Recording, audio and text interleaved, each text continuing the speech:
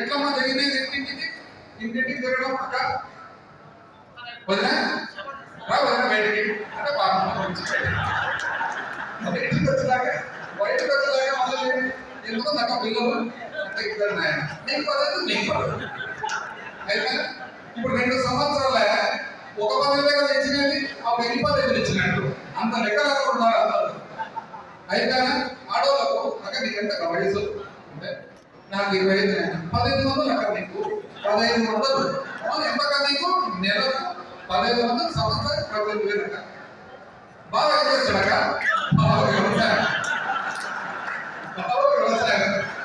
బావకు ఇంతకుముందు రైతు భరోసా వస్తుంది కదక్క అంటే వస్తుంది మళ్ళీ 20,000 అదనం కదా పెన్షన్ వస్తుందక్క అంటే నాకు తెలియదు దాన్ని ఎవరు పెన్షన్ రావడం లేదక్క రావడం లేదు ఎందుకక్క అమ్మాయి అక్క ఎందుకక్క అంటే మా అత్తకు ఇంకా 60 నిండగా ఎంతక 50 పోతే 50 నీకు 40 అంటే 48,000 వచ్చినా అత్తకు వచ్చినా 48,000 అత్తకు వచ్చినా 18,000 బావకు వచ్చినా 20,000 వచ్చిందంటే అక్కకు బావకు అత్తకు మామకు తాతకు అందరూ కలిసి ఒక సిలిండర్ అంటే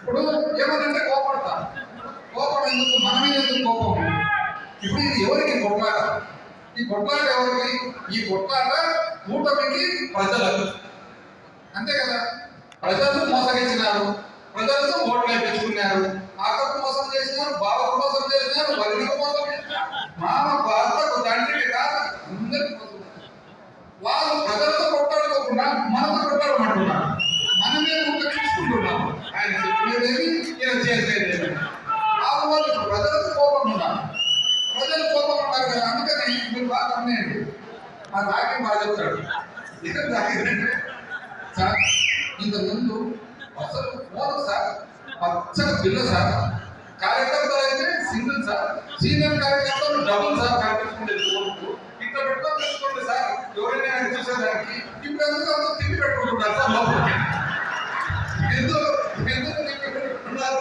ఎందుకంటే ప్రజలు ఎవరైనా చూస్తే కన్నా చీకటి కన్నా దుప్పడేస్తారని అనుకున్నారు ఒక దాంట్లో మోసం ఎందుకో మీకు చెప్పేది అక్క అవా ఎందుకు వలసలు సొంత మతాలు కూడా చిన్నలేదన్న అక్క ఇది వీళ్ళు చేసేది కొత్త ఏం చేశాక సూపర్ సిక్స్ చేసేసిన అంటాడు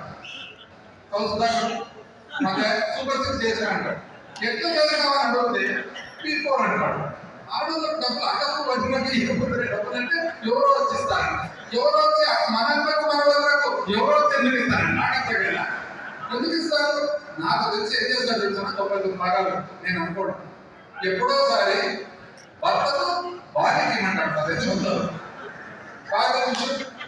భర్తకు భార్యకు 15,000 ఇమ్మనే ప్రతి భర్త నువ్వు నీ భార్యకు 15,000 ఏం చెప్తాడు ఇచ్చేస్తే కదా సూపర్ సిక్స్ వేరే మాట్లాడు నాకైతే తప్పు ఎంత ఎదిగినాడు ఎందుకంటే జీతాలకు డబ్బులు లేవు ఆడవాళ్ళ ప్రెసిడెంట్ అసలు ఏమన్నాడంటే ఆయన దిగిస్తే కదా గవర్నమెంట్ ఎదిగిపోతారు ఆయన ఒక పక్క ముఖ్యమంత్రి ఏమో చేసేసింది అంటాడు వాళ్ళ పెద్ద మంత్రి ఏమో అసలు ఎదిగిపోతుంది గవర్నమెంట్ అంటాడు అక్కడ చూస్తే డబ్బులు రాలే వదిలికి చూస్తే డబ్బులు రాలే ఏడాది మన డబ్బులు వద్దా ఇది కాక కొత్తగా మీరు గమనించినారా గమనించినారా ఏం తెలుసా ప్రతి నెల పెన్షన్లో పంపిణీ ఎవరు పోతారు ముఖ్యమంత్రి పోతాడు ఎమ్మెల్యేలు పోతారు నాకు తెలియక మీకు ఏం సంబంధం మీకు సంబంధం ఏం పెన్షన్ ఇస్తుండేది ప్రభుత్వ డబ్బులతో పెన్షన్ ఇచ్చేటప్పుడు మీ కార్యకర్తలు ఎందుకు ఉపయోగిస్తున్నారు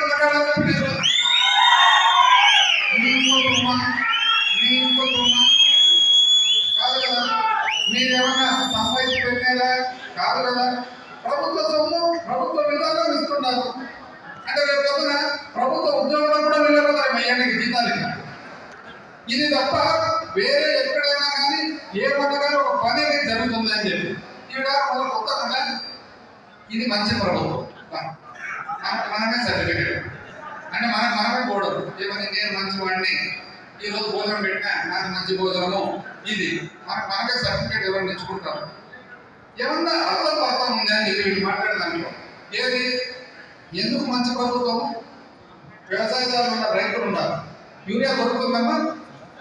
యూరియా దొరకదని ఎవరికైనా, ఎందుకంటే ఇది మంచి ప్రభుత్వం కాబట్టి, అంతే కదా. డిఎస్పీ దొరుకుతుందమ్మా? దొరకదా? ఎందుకంటే ఇది మంచి ప్రభుత్వం కాబట్టి, అంతేనా. ఈరోజు మొక్కజొన్న 2400 మద్దతు ధర ఉంటే 1600 రోడ్ల మీద వస్తువులు అమ్ముతున్నారు, అవునా? ఇది మంచి ప్రభుత్వం. అరటిపండ్లు మొత్తం మెచ్చిపోయి దెంకలాగా అల్లాడుతుంటుంది మనం యాత్ర చేసే వరకు, అవునా? ఇది మంచి ప్రభుత్వం. ఉల్లిగడ్డ దెంకలాగా వదిలిపెట్టేసినారు, అంతేనా? ఇది మంచి ప్రభుత్వం. ఇది దీనికి మంచి ప్రభుత్వం. పైగా కొత్తగా సంపద సృష్టి ఎప్పుడు వినిద్దాం మనం ఎప్పుడైనా. ఫస్ట్ ఆమె సంపద సృష్టి అంటే ఏమనుకున్నాను తెలిసిన బలరామేమో చాలా వింటున్నాడు. ఏమనుకున్నాను తెలిసిన సంపద సృష్టి అంటే నిజంగా సృష్టిస్తాడేమో మా బలరాము ఇస్తాడేమో అనుకున్నాము. వచ్చింది ఏం లేదు. సంపద ఎక్కడ సృష్టించాలని ఇప్పుడు అర్థమవుతుంది. ఇసుక చూసినారా? కొడుతున్నారా ఇసుకలో? అది సంపద సృష్టి. బెల్ట్ షాపులు చూసినారా? ఎన్నుంటాయి? ఎన్ని కోరుకుంటాయి? ఎవరో చెప్తే మీకు ఊరికే చెప్తే బాగుంటారు. నువ్వు మా వయసుకి తెలియదు కదా, నువ్వు కూడా బెల్ట్ షాప్ పెట్టుకున్నావు అంటే ఏమన్నా 7,000 పెట్టేస్తున్నారు కదా, 7,000 పెట్టేస్తున్నారన్నా ఏం బాగున్నది కదా. ఇది సంపద సృష్టి, అంతేనా? సంపద సృష్టి. దాని తర్వాత ఇంకెక్కడ చేస్తే అసలు ఎక్కడన్నా బియ్యం సంపద సృష్టి. మన మీద భూమి మీద వదిలిపెట్టి ఒక వారం భూమి పక్కన చూసుకుంటే ఎదుగుతారు. ఇది సంపద సృష్టి. ఈ విధమైన సంపద సృష్టి చేస్తారని మనకే తెలుసు, మనకు తెలియదు కదా. వీళ్ళు కొత్తగా నేర్పించినారనమాట. ఏమైనా బయట చెప్పేది ఏమి? ఉచిత ఇసుక. ఎవరికో ఒక ట్రాక్టర్ కాదు పెరిగే ఇసుక వచ్చిందామో ఉచిత మామూలు రేటు కంటే 200 ఎక్కువ పెట్టారు, అవునా కదా. కానీ సంపద సృష్టి అనమాట వీళ్ళు చేసేది. ఇవి కాక అసలు అధ్వానమైన పాలన. ఎటువంటి పాలన? వ్యవసాయదారులకు అయితే ఇన్సూరెన్స్ కట్టున్నా, ఇన్సూరెన్స్ లే. ఇన్పుట్ సబ్సిడీ వచ్చిందా? ఇన్పుట్ సబ్సిడీ లే. ధర ఉందా? ధర లే. ఏమి లేకుండా గాలి వదిలిపెట్టినా. చిన్న చిన్న కిరాణా అంగళ్ళు జరుగుతుందమ్మా, జరుగుతుందా? ఎవరికన్నా కిరాణా అంగళ్ళు చిన్న వ్యాపారాలు ఎక్కడ జరుగుతున్నాయి. కానీ సంపద మాత్రం సృష్టి. ఇవన్నీ చూసిన తర్వాతనే మళ్ళా కొత్తగా అందరికి నేర్పించడానికి అసలు 160 మంది ఈ దేశంలో వ్యవసాయం మీద ఆధారపడిన వాళ్ళు ఉంటే అది పట్టించుకోకుండా కొత్తగా ఆర్టిఫిషియల్ ఇంటెలిజెన్స్. ఏమి ఆర్టిఫిషియల్ ఇంటెలిజెన్స్ అంటే మనందరికీ అర్థం కదా. ప్రసాదం ఎప్పుడు మినిట్గా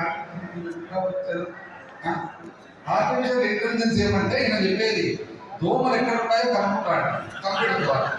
దోమలు మనిషిని గుర్తుంటే తెలియదు మనకు దోమలు ఉన్నాయా లేదా.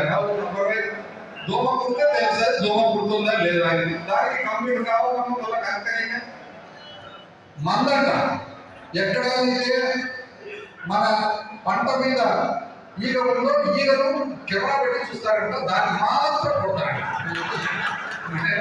మీరు కొట్టుకోండి, మీరు మిమ్మల్ని కొట్టుకుంటారో ఈగలు కొట్టుకుంటారో ప్రజలు మిమ్మల్ని కొడతారో అది మీరు చూసుకోండి. కానీ మాకు మాత్రం మేము అడుగుతుండేది కేవలం మా కనీస మద్దతుగా ఏదైతే ఉందో అది ఏంటి ఆయన అడుగుతున్నాం. ఇవి కాక వల్ల కొత్త రకం అంటే మైనర్ చల్లా యోగా విన్నారా? యోగా తిన్న వైజాగ్ నీకు తమాషా తెలిసిన యోగా యోగా చేస్తున్నారు కదా వైజాగ్లో. ఎందుకంటే 10 లక్షల మంది ఉండాలి, 10 లక్షల మంది మళ్ళా యాడ్ నుంచి వస్తారు 10 లక్షల మంది. పైన యోగా వచ్చిన సర్టిఫికేట్ మాకు తెలిసి మా మమ్మల్ని పిల్లడు కెనడాలో ఉంటాడు. ఆయన సడన్ మెసేజ్ వచ్చింది, మీరు యోగా చేసినందువలన చాలా మంచిది సర్టిఫికేట్. నేను కెనడాలో ఉన్నాను. ఇంకొకరికి ఏమొచ్చింది వాళ్ళ మామ చచ్చిపోయాడు, చనిపోయినాక వచ్చింది నువ్వు యోగా చేసినందువల్ల ఇది చాలా మంచిది అంటే. మోడీ వచ్చి పైన నుంచి 10 లక్షల మంది వచ్చారంటే దాంట్లో సగానికి చచ్చిపోయిన వాళ్ళు ఉంటారు, దేశంలో వేరే రాష్ట్రం నుండి ఉంటారు. ఇది వీళ్ళు చేసుకున్నా ఏది ఏమైనా కూడా మన రాష్ట్రాన్ని ఖచ్చితంగా మనం కాపాడుకోవాల్సిన బాధ్యత మనకి వచ్చింది. ఎందుకంటే రాజకీయాలు మామూలు కంటే కూడా ఇప్పుడు ఇంకా కొద్దిగా జగన్ ఒకసారి మీరు గమనించండి, చెప్పిన ప్రతి మాట నెరవేర్చారు. వ్యవసాయదారులందరికీ ఇన్పుట్ సబ్సిడీ ఇచ్చారా? వ్యవసాయదారులందరికీ కూడా ధర ఇచ్చారా? రైతు ఎప్పుడైనా కానీ ఇంత దుర్భర పరిస్థితుల్లో ఉన్నాడు. అసలు చివరకు అంత గొప్ప పని ఆసుపత్రులు కంటే ఆ ఆసుపత్రులు ప్రభుత్వ కాలేజీతో పాటు ఉన్న హాస్పిటల్ ప్రైవేటీకరణ చేసేదని కోరుకున్నారు.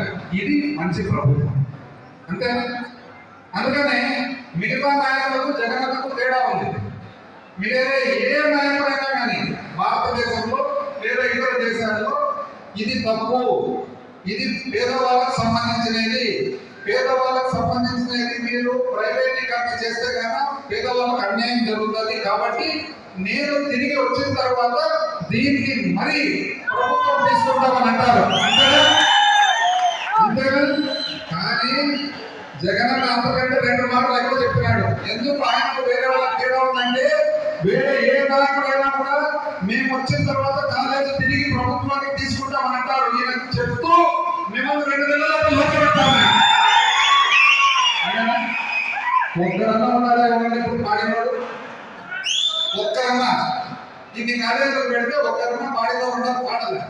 పాడాలంటే నారాయణకు ఉంటాయి కదా కాలేజీలు, ఎందుకు పాడటం? నారాయణ